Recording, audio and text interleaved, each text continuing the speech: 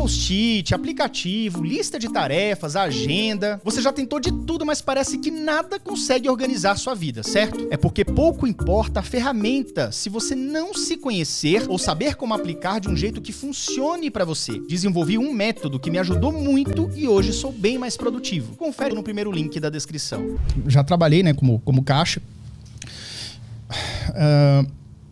E eu lembro que uma vez eu tinha que fechar meu caixa. Tinha dado uma diferença grande, até acho de uns 2.000 e tantos reais. Mas assim, velho, eu tenho certeza que é só uma diferença. Tipo, o dinheiro tá aqui. Aí batia uma coisa, batia com outra, a gente achou essa diferença. Só que pra achar essa diferença era o seguinte: você tinha que digitar um comando. E é assim, não é mouse com clique. O caixa, como ele tem um trabalho muito rápido, por exemplo, bater um saldo com alguma outra coisa. É 273, 243, vamos supor. Não lembro mais, entendeu? Mas é tudo código. Então, porra, eu tinha que memorizar a droga do código. O primeiro código para abrir a tela. O segundo código para bater o número. O terceiro código para finalizar a operação, entendeu? Puta. E aí eu era muito lento. Quando o meu chefe percebeu isso, ele ficou aqui, ó, na minha cola. E falou assim, vai lá, 273, papapá. Tá, agora próximo canhoto.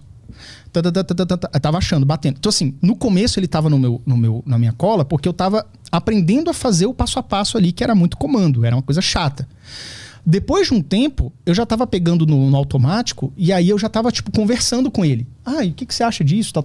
Então, tipo assim, se eu fosse fazer sozinho, bater esses números sozinho, eu ia ficar 2 horas, 3 horas ali pra achar essa diferença de R$2.000. Uhum. E depois eu achei, era um canhotinho lá que eu não tinha registrado. Aí deu essa diferença.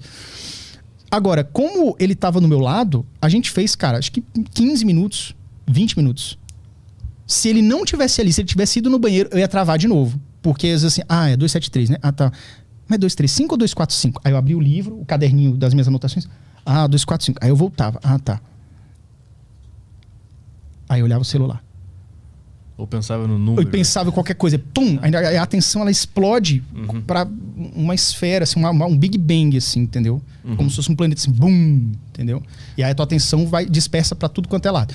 Só concluindo, então, o chefe ali do meu lado, conduzindo a minha atenção, fez com que eu conseguisse progredir. Aqui só tem uma coisa. Você talvez esteja pensando, ou quem tá em casa esteja pensando, mas vai ter que ter sempre alguém na cola? Não. Porque, inclusive, é como fala o Daniel Goleman, acho que é Daniel Goleman, aquele livro Foco. Existe alguns estágios dessa questão de você memorizar algo e executar uma determinada tarefa. Por exemplo, chega um momento que aquela atividade nova que você está aprendendo, ela não é mais novidade. É como diz assim, ela entra no sangue. Então você tem que fazer uma atividade até entrar no sangue. Quando entra no sangue, você faz no automático.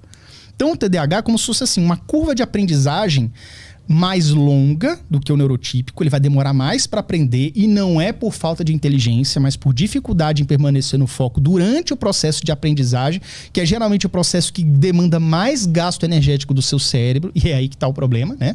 Que o cérebro ele foge um pouco disso. Vai ter uma curva de aprendizagem em média um pouco maior, mas uma vez que ele aprende e memoriza, aquilo ali já fica mais fácil dele fazer. Entendeu? Então, é basicamente isso. Esse é o processo, essa é a grande dificuldade do TDAH. Conseguir ultrapassar essa curva de aprendizagem, conseguir ultrapassar esse processo de procrastinação crônica, conseguir se ativar e entrar em ação e fazer o que tem que fazer ali no trabalho dele, na tarefa dele, que quer que seja. Mas eu imagino que esse cérebro com esse... O que TDAH significa? Transtorno do déficit de atenção e hiperatividade. É um nome científico mais atual. Eu imagino que para criatividade seja uma beleza isso aí. Porque tu começa a pensar em coisas, em possibilidades, em histórias, sei lá, daqui a pouco tu criou um negócio. Exatamente. Aí vem um problema também. As pessoas falam isso como se fosse, não, mas você é extremamente criativo. Realmente, a mente do TDAH, ela costuma ser extremamente criativa. Mas ainda assim, a pessoa com TDAH precisa de uma determinada ajuda, porque, por exemplo, uma pessoa com TDAH que tem um tino para ser escritor, para criar um novo Harry Potter aí, um novo best-seller de histórias altamente magnéticas, entendeu? O cara tem essa imaginação. Se você deixar, ele vai, viaja, cria personagem e vai embora. Mas só isso não vem de livro. Só isso não é um trabalho, não é uma profissão, não é uma regulamentação. Então precisa de ter alguém, por exemplo, para escrever para a pessoa. Uma coisa que eu fiz também, isso aí a gente aprende, porque qual é o problema do TDAH também? O TDAH ele quer fazer tudo sozinho. Porque se a pessoa faz sozinha, se o colega do lado, o neurotipo faz, eu tenho que fazer também. Então ele não entende que a mente dele não funciona mais ou menos dessa forma, da mesma forma. Vou explicar para você. O meu livro. Eu tenho um livro, né, que se chama TDAH Descomplicado, tudo que os pais devem saber para poder ajudar seus filhos. Tudo os pais devem saber para ajudar seus filhos, tá? Venda na Amazon, na internet inteira aí. Esse livro, eu precisei da ajuda de uma ghostwriter. E como é que eu fiz esse livro? Eu virei para ela, é a Manu, tá? Um abraço aí, Manu. A Manu, cara, ela ouviu, cara, dezenas, centenas de horas de áudio meu. Então o que eu falei assim, Manu, você topa fazer esse livro comigo? Tem que ser dessa forma. Beleza, eu topo. Porque eu já tentei começar a escrever, não passava de meia página. É como se fosse assim, o que importa é o resultado final. Então, ghostwriter, muita gente usa ghostwriter, mas pessoas que têm TDAH, às vezes é necessário que você tenha. São pessoas que têm muita dificuldade, a não ser que ela encontre o seu hiperfoco e o seu brilhantismo, né? A sua facilidade de execução na escrita. Tem pessoas que são viciadas em escrita, em escrever. E aí elas pegam e executam o livro ali, né? E escrevem, escrevem um livro. Então, como é que eu combinei com ela? Eu peguei toda essa parte, a gente esquematizou o livro, né? Tipo assim, ó, eu vou falar disso, a gente vai falar de tal a tal parte da minha vida, eu vou dar essas dicas aqui, e fui falando. E aí a gente foi criando o livro a partir disso. Então eu mandava os áudios pra ela, eu ia pra um bar que tem perto de casa. Por quê? Porque em casa eu não ia conseguir parar, eu não ia conseguir... É engraçado, mesmo minha casa vazia, aquele silêncio, excesso de silêncio, isso é uma coisa também que acontece, depois eu vou lembrar de falar, sobre a questão do barulho interno e barulho externo. Esse excesso de silêncio da casa, eu não conseguia me soltar como eu gostaria. Então eu ia para um bar, geralmente, que tinha aquele barulho das pessoas em volta, todo mundo conversando, que você fica no teu mundo, né? Se fecha no teu mundo, e mandava áudio para ela, e falava, contava história, e falava, não, isso aqui é importante, ó. Isso aqui que aconteceu comigo, eu quero que tenha essa e essa lição, esse aprendizado para os pais. E falava. Mas o déficit de atenção num ambiente com muito estímulo, ele não é pior para a concentração? Em tese é. Qual que é a diferença do que eu falei? Quando você está num ambiente com um barulho que não tem como você distinguir, você tem a maior probabilidade que aquilo se torne um ruído branco. O ruído branco é um termo científico para aquele barulho que ele faz parte do barulho ambiente. Você já não tem muita distinção do que é. Quando você está num bar, se a gente estivesse num bar agora, eu estaria olhando para você, conectado na nossa conversa, e tem alguém falando aqui numa altura, você nem escuta direito. Você só escuta vozes, mas não sabe o que o cara tá conversando. A não ser que você mova a sua atenção para cá. E aí você começa a butucar o que o cara tá falando. Mas geralmente você foca naquilo. Isso vem também o barulho de um ventilador ligado, ruído branco para você dormir melhor, por exemplo. Um barulhinho de vento, alguma coisa assim. Pessoas também que utilizam... para mim não dá muito certo não, tá? Para mim dá certo outra coisa. Mas tem um tal de som binaural que você encontra isso no YouTube. Então você coloca lá 1 hora de música, uma música que tem uma determinada frequência, você coloca aquilo no fone de ouvido e aquilo se torna um ruído branco. Aquilo ali... E aí, qual é o papel desse ruído branco? Que eu tô explicando mais ou menos aqui. O ruído branco, ele entra para silenciar as vozes que estão na sua mente. É mais ou menos, é como se fosse um tampão, ele sobrepõe. Por exemplo, eu quando tenho que criar um roteiro para um vídeo meu, eu geralmente escrevo no Word ali ou no OneNote, né? Se eu tiver com muito silêncio em casa, eu me disperso mais. Se a casa tiver aquele silêncio assim que você escuta teu coração, entendeu? Porque eu começo a pensar um monte de coisa, eu começo a dar muito sentido ao que eu tô...